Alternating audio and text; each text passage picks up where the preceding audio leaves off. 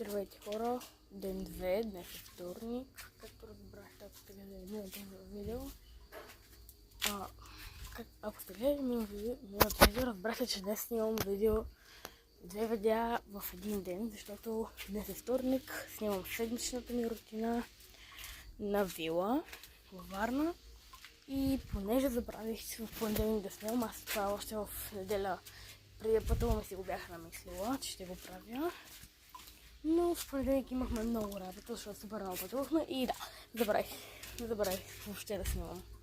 Така, днес, понеже 4:30 ще ви кажа какво стана днес и какво ще стане после.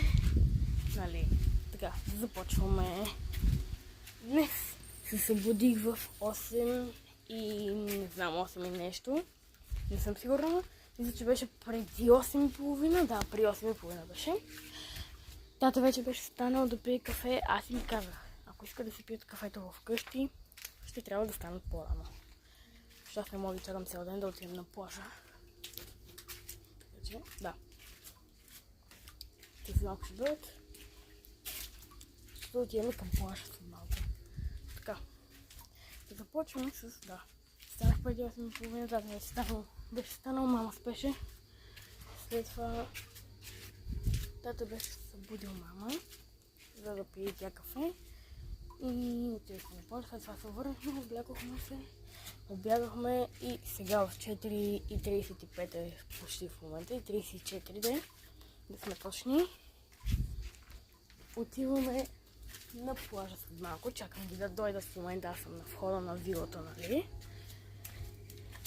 Чакам ги да дойдат и отиваме на плажа. След това се прибираме.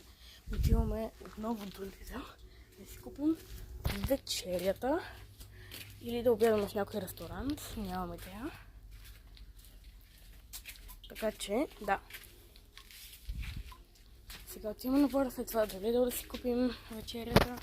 Прибираме се, правим вечерята, вечеряме и се лягаме. Общо, взето едно и също. Бай-бай! До утре!